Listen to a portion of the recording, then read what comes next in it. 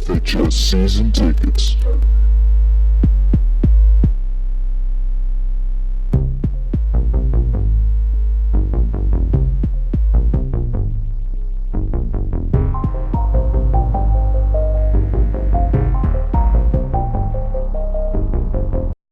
Welcome back to another episode of Fhs Season Tickets. Today we have an interview today. I'm Nick and Michael.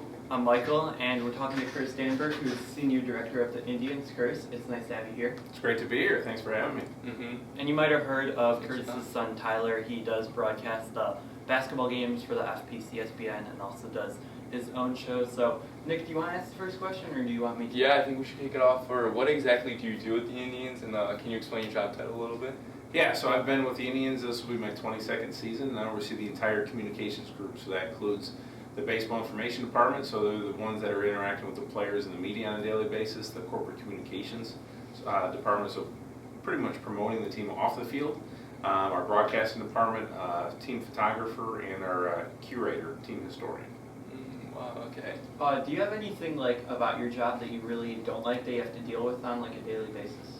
Well, I think, the way the world works now is 24/7 news cycle, so you never know when things are going to pop up and how you're going to address it. And with social media, sometimes the players will tweet something, you got to react quickly. So I think it's being on your toes at all given times. I can get a call at 2 in the morning and we've got to react and come up with messaging to address a problem. So that's probably the most difficult thing, is that work-life balance. Yeah, I'm sure with social media nowadays, you've had some experiences where you had to, do some management of yes. Yeah.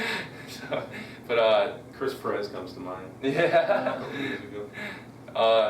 In regards to what got you prepared for this job, where did you can you talk about where you went to college and what you kind of major in and how you knew what you were how it got you prepared for the job?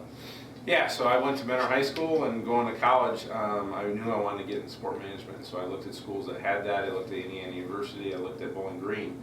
Ultimately decided on BG, and I told my professor advisor the first week of my college career that I want to work for the Indians. So I had my goal, and I went after it, and I worked 4 years. And the best advice I have is get experience. So the second week of school, I went over to the Bowling Green Athletic Department and started working in the sports information department, which opened my eyes to what that's all about, and dealing with stats and people and the media, and I knew that was the fit, and I went after it, and long story short, I've been with the Indians for a long time. That's super cool, because sports in general, getting into the sports field is super hard, because and it's something everyone would pretty much want to do, but that's sweet that you followed your dream and were able to do it. And the key is that experience. So I think exactly. I had, by the time my peers realized they needed to get experience, it was their junior and senior year, I already had 2 to 3 years up on them. So wow. That's the key. Did you do any free internships with any teams? I know you're at BG, so did you do stuff with their teams, or did you work with the Indians while you were in college? No, I worked with the athletic department most of my career, but before graduation at BG, you have to do a full internship. So I actually did with the Buffalo Bisons, which at the time was the AAA team for the Indians. That did a couple things. Number one, on a minor league level, you're thrown in the fire to do everything. I was doing the press releases, I was setting up the interviews, but at the same time I was interacting with the Indians on a daily basis when they needed to call up a player or we made a trade. So once I graduated, I said, hey, I knocked on that door and said, hey, do you have anything? And they're like, not really, but if you want to come hang up in the press box and help us on game days, go for it. So I did that. That opened up a door to be a paid internship for 2 more years, and then somebody actually left. That's the key. So it's be in the right place at the right time. The assistant director of media relations left to go to New York, and that opened a spot, and I went full-time, and the rest is history. Yeah, networking is very key when you get those jobs, and definitely putting your nose down and hard work. But let's get into the more sports side of everything. Yeah. The Indians, as everyone know, all our viewers, I hope you know, went to the World Series and did pretty well. I mean, pretty much underdogs throughout the whole playoffs and went 3-1 in the World Series. So can you talk on that experience, being with the Indians every day, and just the overall ride of the whole thing? Yeah, it's hard to even put into words the experience. It was the ride of my life, the ride of a lot of our lives. The way the team came together as a unit, step after step, coming over the adversity that was thrown at them, time and time again, it was unbelievable. And to be in those celebrations in the clubhouse and to get to Game 7, one of the most historic World Series in history, to be a part of that, obviously, still a bummer that we couldn't pull off. But to, Rajay Davis homer will go down as one of my favorite moments ever. So the biggest thing now is, how do we learn from that? Yeah. We get back Brantley, we get back Carrasco, we get back Salazar, then you go on, you add Encarnacion, we just signed Boone Logan, we spent a lot of money. So we're poised and ready to roll.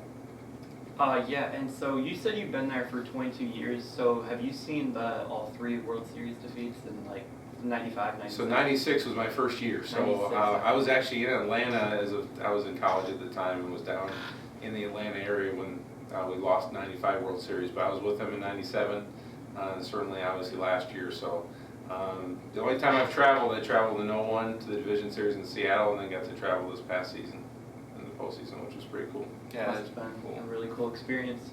Now I'm going to ask you about the Indians Twitter account. Do you think that the team success allows Indians Twitter account to be easily one of the best across the pro sports teams? I think it helps. It helps raise the awareness. Our growth in followers grew by leaps and bounds. So I think by doing that, it showcased and people started interacting with us and realized that we do have a pretty unique kind of approach and personality. So hired a few years ago Joel Hammond, who used to cover us on the business side at Crane's Cleveland Business, journalism background, BG guy. He came over and he really is just taken a passion to social media and has come with that unique personality. We have a little snark to us, and sometimes, overseeing the whole group pushes the envelope a little where I have to kind of say, okay, but I understand that that's the universe we are. So we just had a little interaction with the Sacramento Kings. They tried to troll us, and we got back at them pretty good. So kudos to Joel. He does a phenomenal job. We have a couple interns that help support him, and it's about having fun. It's about engaging with your fans and the audience, and getting the word out. Yeah, I feel like that the Indians Twitter really delivers that. But one last question for me, because I actually have a class coming here soon. But I wanted to ask again, the connections that the Indians makes, that your group, the communications group makes with other teams. You kind of talked about Sacramento. Do you have connections in other places? How does that really work? Yeah, obviously on the baseball side, we interact with the other PR departments on a regular basis. So obviously you have every team travels with a PR person. So the teams we play, especially the Central Division, we see a lot. Have really strong relationships with, the NL not so much, but we see them once a year in the winter meetings. And then we have every 3 years we have industry meetings where the entire industry gets together, and we have a lot of meetings and sessions like that. So outside of baseball, there are some interactions, obviously with the Cavs and Browns, more so than other teams from other cities. But it's good to have that. It's a tight-knit fraternity. We all are dealing with the same things. We try to share best practices to hopefully all improve. Yeah, that's really cool. Those inter-team connections was really key. But that's it for me. I'm going to keep on going, but Michael's going to continue the interview. Thank you, Mr. Dan, for the rest of the basketball season. Thank you. Thank you.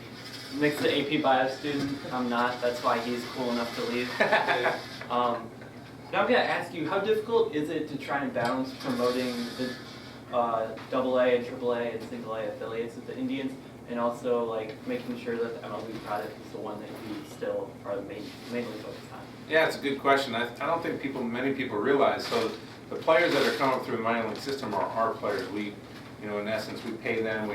They're our employees. But outside of that, every operation is run differently and is run as their own business. So the Akron Rubber Ducks and the Columbus Clippers. But we do interact with them from a marketing standpoint to try to have that cohesive brand. But at the end of the day, it's about trying to give the players what they need to elevate through the system and ultimately impact us on the field at the big league level. So it's a unique commodity and a unique business model, but one that's obviously worked for the game for many years. Yeah, the minor league system in baseball is better than any other pro sports. I mean, you have the AHL with the Lake Erie Monsters. That's nowhere close to, I would say, the level of AAA baseball. And also the NBA tries to have the G League. That's pretty much a fail too. So it's interesting how the systems work in baseball, and also how even the highest rookies still start off down in the minor leagues, which is something that you'd never see. If an NBA #1 pick started in the minor leagues, Can you imagine that? That would be a joke. But how do you deal with the attendance numbers still being low, and what are some things you've tried to do to increase attendance numbers? I mean, it is what it is. I mean, we're dealing with a downtown population that's growing. but is at 15,000, where a competitor like the Minnesota Twins, they have 80,000 people that live downtown. So it's easier to tap into that bigger audience in Minnesota than it is with us. So I think the biggest thing is we can't get frustrated by it. We have to keep making sure that we do what we can control, and that's putting a good team on the field, having a good product, and having a good product and ballpark experience off the field. In the past 2 years, completely reshaping the experience, having the corner bar and the whole new concourse with local food and the brand new scoreboard. That's enabled us to really kind of cut through the clutter, and then obviously you go to the World Series, and all of a sudden people are realizing this is the place to be, especially on the weekend. So the cool thing about getting the World Series is ticket sales have been going through the roof, especially since Encarnacion. So we're plus 35% season tickets. Pretty much the lower bowl is sold out for summer weekends already, so we're heading in the right direction. Yeah, that's good to hear. The team has so much success that they deserve all the fans they can get. Also, down in right field, that you can go down into, what was that, the old visitors bullpen? Yeah. That's a really cool experience. Right down the right I field got line. to do that last season during a regular season game. The reality, we've been trying to get the word out. When we've had over 20,000 fans last year, we were 23-11. So, it's one way to show that there is an impact, and there is a correlation that when that place is rocking, our players feed off that, and it's a competitive advantage and a home field advantage. Yeah, baseball is a sport where you probably see the least gap between home and away records, because I don't know why it's like that, but it seems like the home field advantage for the NBA and NFL is so much greater than it is in baseball. But anything you have for me before we wrap it up?